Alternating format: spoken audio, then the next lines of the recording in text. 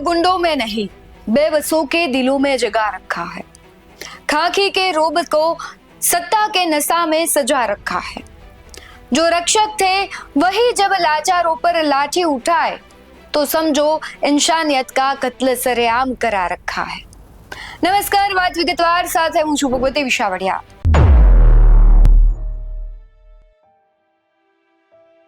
આજે અવાજ ઉઠવો જોઈએ, આજે સવાલ પણ પૂછાવો જોઈએ અને આજે સત્તાના નશામાં ચૂર દરેકને અરીસો બતાવવો જોઈએ। ગાંધીના ગુજરાતમાં જ્યાં રોજ અહિંસા, કરુણા અને દયાના પાઠ ભણાવવામાં આવે છે, જ્યાં સરકારી મંચ પરથી જનતાની સેવામાં કાર્યરત પોલીસના મોટા મોટા બોર્ડ લગાવાય છે, ત્યાં કાયદાના રક્ષકો જ જો જલાદ બની જાય તો સામાન્ય માણસે જીવવું ક્યાં? અમદાવાદના પંચવટી વિસ્તારમાંથી એક એવી ઘટના સામે આવી જે સાંભળીને પથ્થરદિલનો માણસ પણ તેનું કાળજું કંપી જતું હોય છે। જે માણસ જન્મથી કે કોઈ કારણ આ સુંદર દુનિયાને જોઈ નથી શકતો, જે પ્રજ્ઞાચક્ષુ છે, જે માત્ર પોતાના હાથના સ્પર્શ અને કાનના અવાજના ભરોસે આખી જિંદગી કાપી રહ્યો છે, એવા એક નિર્દોષ દિવ્યાંગ આધેડ વેપારીને પોલીસ સ્ટેશનની ચાર દિવાલો વચ્ચે સરેઆમ ઢોર મારવામાં આવે છે। વાત કરી રહી છું અમદાવાદના પંચવટી પાસે કેબિન ચલાવીને પોતાનું પેટ ભરતા ગોપાલભાઈ, જેમનો વાક માત્ર એટલો જ હતો કે તેમણે પોતાની દુનિયા એટલે કે પોતાની કેબિનમાંથી સામાન ચોરી કરતા એક સગીરનો હાથ પકડવાનો પ્રયત્ન કર્યો, પણ સિસ્ટમ જુઓ, ચોર પકડાતો નથી અને જે અંધ વેપારી પોતાની આજીવિકા બચાવવા મથે છે તેને પોલીસ સ્ટેશન ભેગું કરવામાં આવે છે અને ત્યાં કાયદાની મર્યાદાઓ ઓળંગીને એક બહારથી આવેલા મહિલા પીએસઆઈ કોઈ પણ જાતની પૂછપરછ વગર, કોઈ પણ દલીલ સાંભળ્યા વગર એ દિવ્યાંગ વેપારી પર લાફા અને દંડા વડે તૂટી પડે છે। ગૃહ રાજ્યમંત્રી હર્ષ સંઘવી સાહેબ, તમે વારંવાર મંચ પરથી કહો છો ને કે ગુજરાત પોલીસ ગુંડાઓ માટે સિંગમ છે અને સામાન્ય જનતા માટે મિત્ર છે, તો આજે આખું ગુજરાત પૂછી રહ્યું છે કે પંચવટીના ગોપાલભાઈ પર દંડા વરસાવતી વખતે આ કઈ મિત્રતા નિભાવવામાં આવી રહી હતી? શું પોલીસનો આ દયાળુ ચહેરો જોવા માટે જનતા ટેક્સ ભરે છે? જ્યારે એક અંધ માણસ રડતા રડતા પોતાની આપવીતી સંભળાવે ત્યારે ખાખી વર્દી પર લાગેલો આ દાગ માત્ર યુનિવર્સિટી પોલીસ સ્ટેશનનો નથી, આખા ગુજરાત પોલીસ પ્રશાસન માટે ડૂબી મરવા જેવી ઘટના છે। પ્રજ્ઞાચક્ષુ આધેડને ઢોરમાર માર્યો અને બીજા દિવસે મહિલા પીએસઆઈએ આ બાબત મીડિયામાં પ્રકાશિત થયા બાદ ભીનું સંકેલવા અને રેલો આવતા સમાધાન કરવા માટે પણ ધમપછાડા કર્યા। ઉલ્લેખનીય બાબત છે કે આ ઘટના અંગે પીડિત પ્રજ્ઞાચક્ષુની ફરિયાદ પોલીસ દ્વારા નોંધવામાં પણ નથી આવી અને આ વિડીયો અને આ અવાજ જો ગુજરાતના દરેક નાગરિકના કાનમાં સીસાની જેમ ઓગળી રહ્યો છે તો હવે સવાલ સીધો ગુજરાતના ગૃહ વિભાગ અને ગૃહ રાજ્યમંત્રીને જ છે। સંઘવી સાહેબ, તમારા શાસનમાં પોલીસ આટલી બેફામ કઈ રીતે થઈ ગઈ?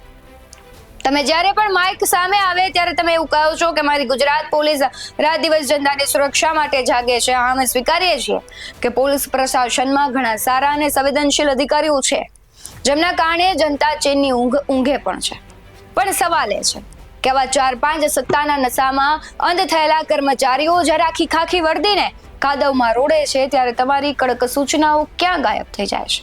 માત્ર સસ્પેન્શન આપીને બધું જ પૂરું કરી નાખવાનું, પછી આગળ શું?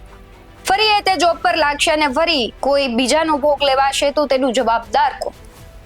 શું પોલીસ સ્ટેશન કોઈ ટોર્ચર સેલ છે કે જ્યાં બહારથી આવેલી કોઈ પણ અધિકારી આવી અને કોઈ પણ નાગરિક પર સીધો હાથ ઉપાડી શકે? દિવ્યાંગ વ્યક્તિઓ માટે સંસદે right of persons with disability act એટલે કે RPW એક્ટ બનાવ્યો છે, જે હેઠળ દિવ્યાંગો સાથે અત્યાચાર કરવો એ બિનજામીન પાત્ર ગુનો છે। શું આ મહિલા પીએસઆઈને દેશના કાયદાની ખબર નથી કે પછી કાયદો ખિસ્સામાં લઈને ફરવાની આદત પડી ગઈ છે? અને સૌથી શરમજનક બાબત તો એ છે કે આટલો મોટો હોબાળો થયા પછી પણ પોલીસ સત્તાવાર રીતે આ ઘટનાનો ઇનકાર કરી રહી હતી। પોલીસ કહી રહી છે કે અમે અરજી લીધી છે અને તપાસ કરીશું।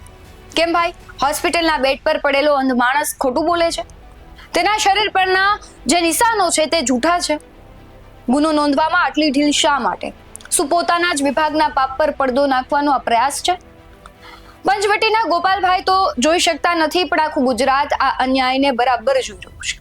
જો આજે આપણે એક પ્રજ્ઞાચક્ષુ વેપારીના સપોર્ટમાં અવાજ નહીં ઉઠાવીએ તો કાલે પોલીસ સ્ટેશનની અંદર આપણી સાથે પણ આવું વર્તન થવાની સંભાવનાઓ દેખાઈ રહી છે। ખાખીનો ખોફ ગુનેગારોમાં હોવો જોઈએ, કાયદાનું પાલન કરતા સામાન્ય વેપારીઓ કે દિવ્યાંગોમાં। અને છેલ્લે પોલીસની આ ક્રૂરતા પર એક કવિતા લખાઈ છે. કહાં ગયે वो मित्र पुलिस, कहाँ गई वो लाचार, जब सामने आया एक आदमी या कोई लाचार बीमारी.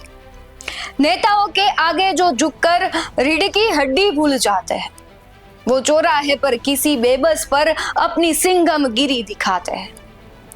चोर उचक्के ठग और गुंडे मजे से घूमते रातों में, उनके लिए तो कानून बस सिमट गया है बातों में.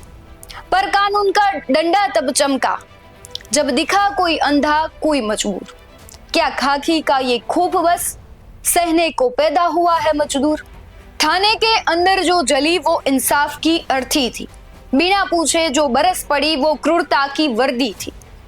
गांधी के इस सूबे में तुम कैसा राज चलाते हो, जो आंखें देख नहीं सकती तुम उनको खौफ दिखाते हो. याद रखो ओ कुर्सी वाले, ये जनता ही भगवान है. वर्दी पर जो लग गया बिल्ला वो इस जनता का सम्मान है. अगर रक्षक ही भक्षक बनकर यूं लाठियां बरसाएगा तो सत्ते के इस नशे को आम आदमी ही धूल चटाएगा. ખેરા પીએસઆઈને સસ્પેન્ડ તો કરી દેવામાં આવ્યા છે, પરંતુ સવાલ એ નથી, માત્ર સસ્પેન્શનથી કશું જ નહીં થાય. ફરી એ પોતાની કામગીરી પર આવશે, ફરી કોઈ એકનો ભોગ લેવાશે તો જવાબદાર કોણ? અને સૌથી મહત્વનું છે કે આ ઘટનાના સીસીટીવી જાહેર થશે કે કેમ? આ એકમાત્ર ઘટના નથી, કારણ કે એવા પણ આક્ષેપો મીડિયામાં આવી રહ્યા છે કે જે સોનલ મેડમ છે તેમણે ઘણા બધા લોકો સાથે આવી બર્બરતા ગુજારી છે. ઘણા બધા લોકો હવે ખુલીને સામે આવી રહ્યા છે, આક્ષેપો કરી રહ્યા છે, પરંતુ અહીંયા સવાલ એ છે કે જે આ ભાઈ છે તેમને સૌથી પહેલા તો ન્યાય મળે છે કે કેમ? પછી અન્ય જે લોકો છે તેમની ફરિયાદ સાંભળવામાં આવે છે. ફરિયાદ લખવી એ તો આપને ખબર જ છે કે લખાય છે કે નથી લખાતી, શું થાય છે, પરંતુ તેમનો અવાજ સાંભળવામાં આવશે કે કેમ? અને જો એ બધા જ આક્ષેપો સાચા છે તો પછી ગૃહ વિભાગ શું કામગીરી કરશે? સવાલ એ પણ છે કે આ કેસમાં કેમ કોઈ બોલતું નથી?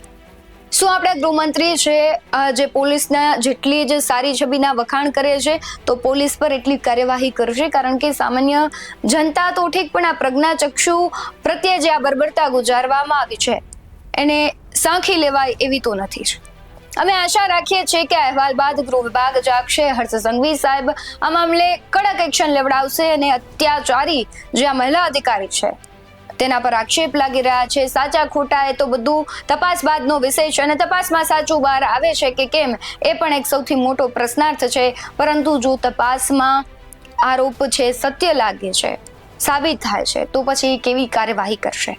તમારું શું માનવું છે? શું પોલીસ સ્ટેશનમાં દિવ્યાંગ પર હાથ ઉપાડનાર અધિકારીને તાત્કાલિક જેલ ભેગા કરવા જોઈએ, તેમનું પણ સામાન્ય આરોપીઓની જેમ સરઘસ કાઢવું જોઈએ કે કેમ?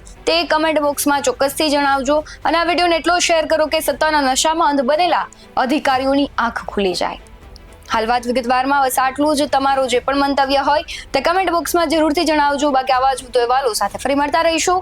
તમે અમારી યુટ્યુબ ચેનલને સબસ્ક્રાઇબ કરવાનું અને ફેસબુક અને ઇન્સ્ટાગ્રામ પર ફોલો કરવાનું ભૂલશો નહીં. બાકી નવી અપડેટ્સ મેળવવા માટે આપ જોતા રહો BS9 ન્યૂઝ. નમસ્કાર.